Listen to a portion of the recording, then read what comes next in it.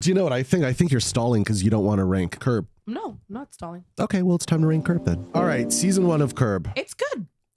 It's better than good. It's great. The pants tent, Ted and Mary, where Larry goes shopping with Mary and becomes friends. They do like a friendship swap, and then they get uninvited to the Paul Simon concert. Porno Gil stars Bob Odenkirk. Classic. The Bracelet. Absolute classic. Affirmative Action, absolute classic. He's out on the boardwalk with Richard Lewis, and they run into Richard Lewis's black friends, and then Larry makes a crack about affirmative action, and then later on Larry and Cheryl go to a party that's hosted by that guy, and I think it's all like they're the only white people at the party, and Larry says more cringy stuff. He's trying to be like, I'm not racist, and then he ends up sounding more racist. Yeah. Which is a common thread with Larry. I think this episode is a classic for the genre. I mean, think about how many shows rip this off. So here's what I have to say. I would put this in A. It's a low A. Because I love the material, but the camera work is a little rough. It's very rough. It's the pilot. It's low res. And yeah, the characters aren't fully developed. The camera works low res. But it's still good. It's a low A. It's still great. Season 2. It's my favorite. S tier. S tier. It's perfect. We got the car salesman where Larry experimentally takes a job at a dealership when Richard Lewis shows up and is like, what the fuck are you doing? It's so funny. The shrimp incident, one of my favorites, where his shrimp order gets mixed up with an executive from HBO who's considering taking on Larry's show. Yeah. So remember, they have the meeting and Larry can't help himself. That's the theme of the whole show. He can't help himself. He's like, our orders got mixed. You have mine. And the executive definitely ate his shrimp. But the point is, you're not supposed to say that, right? But Larry's like, no, but there's normally this amount of shrimp in the dish. Right. And it's like he knows the shrimp ratio, and he can't help himself. He's willing to risk a multi-million-dollar deal with HBO over the shrimp, and all he has to do is shut up about the shrimp, but he can't shut up about it. Season 2, what makes it so great is the banter and all the mundane things that make Seinfeld great, right, are very prevalent in this season. It's all about the banter. The storyline isn't as like... I agree. It's like, I don't need the big arcs. I just need hilarious concepts. My favorite comedians and Cars Getting Coffee of all time is Jerry Seinfeld and Larry just sitting there and bantering. That in itself is something I would tune into every week. They bring out the delightful side of neurotic Judaism that I enjoy. Yeah. Season 3 is damn close, man. Chet's shirt, stone cold classic. Yeah, that's a good one. He gives the shirt to Ted Danson, but then Ted's shirt gets fucked up. Benadryl brownie, classic. Yep. He doesn't want to take the freak to the award show because she was allergic to something in the brownies. She's a nut. Oh, allergic reaction to the nuts in the brownies. That's right. She's like all swollen. Yeah, Susie made the brownies. Jeff brought, and then she refuses medication because of her Christian Science beliefs. 10. Yeah. Club soda and salt. They're trying to get the stain out of the... Classic. Yeah. 10. The nanny from hell. Jeff and Susie get back together after Jeff finds out that she is pregnant.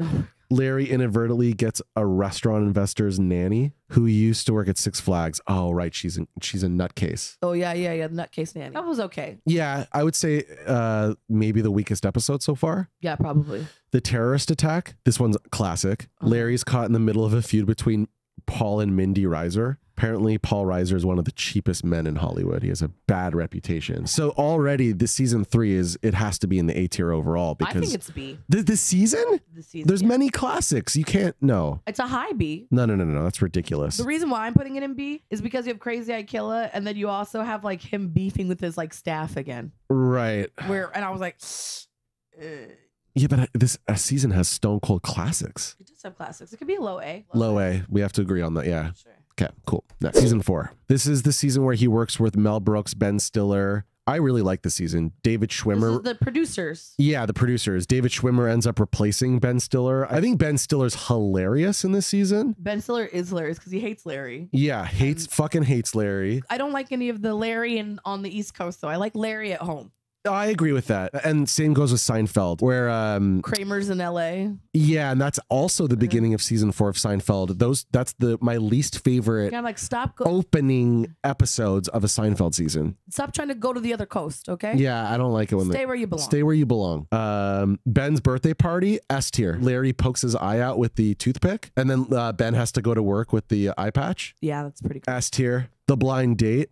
Great. Great. I would say A tier. The Weatherman, I would say classic. Larry and Cheryl attend a dinner party at the Greens. Sammy's disgusted when she sees a hideous photograph of Larry's tooth. Larry falls into the toilet bowl, injuring his back. A television meteorologist wrong forecast of rain angers Larry, right? Because he wants to play golf. Yeah. Right, but he thinks that it's a conspiracy theory because the meteorologist is selfish and wants the golf course to himself. Yeah. The Survivor. So this is a Holocaust survivor episode, which you think is in his lane. Yeah. Right? It's in his lane. If you're going to be doing something like wild and offensive like that, do it with your own people. Larry asks his rabbi for advice about his plan to have sex with another woman. Because remember, Cheryl gives Larry permission. Yeah, he's got the hall pass. The hall pass to bang his co-star on The Producers. I don't know why he's asking for a hall pass with her.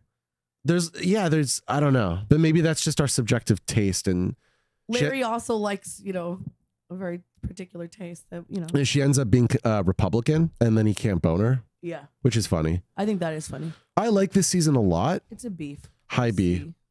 No. Come on. Ben Stiller. There's enough good stuff here to make up for the racist shit that hasn't aged well. Exactly. Season 5. Larry's friend Richard needs a kidney transplant operation. The first episode is the Larry David kidney. That's the season arc, but the first episode is Larry David sandwich, which is one of my favorites. Oh, because he doesn't want the one with capers. Yeah, that's absolute fucking S tier. Anyway, the bow tie. This is when Larry hires what's that guy's name again? Mekhi Phifer. When Wanda visits, she thinks the dog is racist. However, a lady later barks at Rosie, who is white, and is stroked by the PI without barking. It's a weak episode, in my opinion. Larry tells the boyfriend that lesbians are... What? Is that a sentence? Larry tells the boyfriend lesbians are better at pleasuring women than homosexual men are because of their experience from masturbating. Anyway, yeah, I think that's like a mid-episode. The Christ nail... that's a Cheryl's family episode.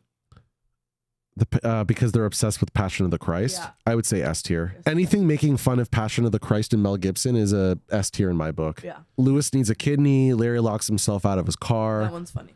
That's amazing. Smoking jacket. Yeah, he replaces Hugh Hefner's smoking jacket with his father's crap. Wait. Richard Lewis has the smoking jacket. Okay, Richard Lewis has the smoking jacket, right? Yeah. Hold on. Larry frequently visits Lewis at the hospital and donates his kidney to Richard. Nat sends Larry's cousin Andy his smoking jacket. Andy is what's his face? Richard Kind. Yeah. Increasingly senile father meant to give the jacket to him. Larry negotiates for the jacket in exchange for bringing Andy on his visit to Hugh Hefner's Playboy Mansion. Absolute S tier. So I give this season A. Solid fucking A. But just with the satyr and the ski lift alone. Carry it. They do. Yeah. Season 6. This is the season where they bring in the blacks, the black family from New Orleans. Yeah. This is considered by many critics and fans as one of their best seasons. I think you and I. We don't love it as much as others. No, I think it's actually so mid because it relies so heavily. Yeah, I give it C. I think C tier is fair. On weird racial stereotypes. I agree. That it's really uncomfortable. And I do like the joke in the opening episode where it's like, your name's the Blacks? That's like if my name is Larry Jew. Yeah. And her name is, and then it's like fading when he says Cheryl Gentile. Yeah. It like goes to the next scene. Yeah. I love that. But everything else is really... Well, it does have... Auntie Ray is like... Auntie Ray is such a mammy character that I'm really uncomfortable with it. Well, and Leon is Leon's hilarious. Leon's Black Kramer. But he's Black Kramer basically. Leon's incredible, but I think Leon peaks in later seasons. But nonetheless, there's still classic episodes. The Ida Funkhouser Roadside Memorial, classic. Where he steals the flowers? Yeah. Yeah. The Therapists. Larry tries to win Cheryl back by reinventing himself as a person. Ugh. Dude, this episode is amazing. Steve Coogan plays his therapist. S tier. Absolute S tier episode. But the episode, sure. Bar Mitzvah? Bruh. It can't lift the season out of the depths.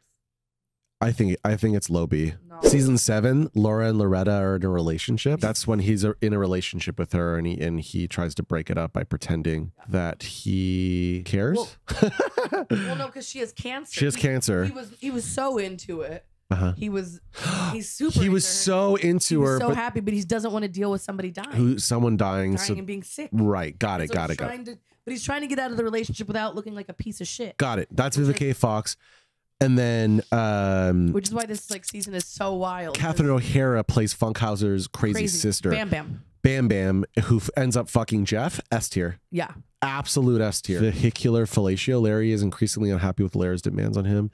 He arranges an appointment for both of them with a doctor who's renowned for encouraging cancer patients to remove themselves from bad relationships. Yeah, he was like trying to get out of it. I like it a lot. This is a very slimy season. Is it? It's a slimy. We're in slime season. In season 7. Yeah, it's a slimy season. Why is this one slimy? Because the whole thing is him trying to break up with her because she has cancer. Right, but it's not for any like racial reason or no, but it's just Larry being slimy. I know, but I like it. It's funny. Sure. This is the Seinfeld season, though. This is one of the best seasons. This is A tier. This season's A tier, bruh. The bare midriff. Fat shaming. Oh, that's true. Officer Krupke. Krupp you, right? The table read. The Black Swan. The Black Swan's one of my favorite episodes. Racist. Doing, doing, doing, doing, doing, doing, doing. Yeah. Takahashi killed his bird. Yeah, but yes, I agree with that. But the actual plot and the dialogue is S tier. I give this season A tier. It's B. Fuck off. Fine. It's B. Fine. High B? Sure. Okay, season 8. The divorce. This episode's okay. He's divorcing Cheryl Lee. Yeah. Larry and Leon move to a different house. It's fine. It's fine. The safe house. Richard is in a new relationship with burlesque performer Stella, but becomes irritated when Larry, Jeff, and Marley suggest he is dating Stella solely because of her large breasts. That's pretty funny. It is pretty funny. She wants to get a breast reduction, and then he breaks up with her, right? Yeah. And then he goes to the woman's safe house. Yeah. When he visits the hospital to have his injury treated, accompanied by Leon, the doctor treating Larry wrongly assumes that the injury was caused by Leon. Yeah, that was another like. Oof. Rough. Palestinian Chicken, I understand that you are not a fan of it anymore, or maybe never were a fan. But I never was a fan. But now, especially knowing more historical context, it's also written by a Jew crew, from Seinfeld, Larry David, Alec Berg, David Mandel, and Jeff Schaefer. Yeah. Listen, I love Palestinian Chicken as a piece of art outside of, the actual struggle in Palestine. Just looking at all these episodes, I'm going to go ahead and give this a low C. Yeah.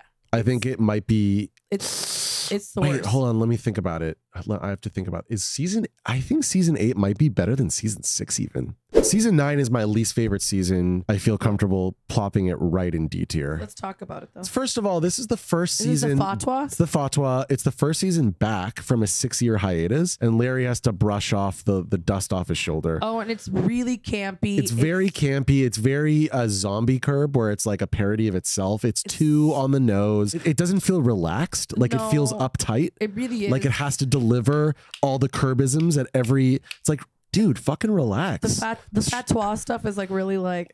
Yeah, the pickle gambit is okay. Let's see. The accidental text on purpose is okay. Namaste. Yeah. I don't know. The Shucker is good. The Shucker is probably the best one. Episode Exactly. in the entire thing. That's the guy from Wings. Remember we talked about it with Stephen Weber. Yeah, exactly. Season 10, big bounce back. I am comfortable putting that in B tier. B tier. Now where on the B tier is up for low B. Probably low B, right? Low B. But it's still B nonetheless. This is the Spite Store season, and it's got hilarious shtick. Isn't this how we actually got into Curb? Me rather. Yeah. You got me into Curb with season 10 because it came out. Yeah, that year. You can notice, right, that Larry Charles is out of the picture completely, and even Cheryl Hines, RFK Jr.'s wife, is directing episodes at this point.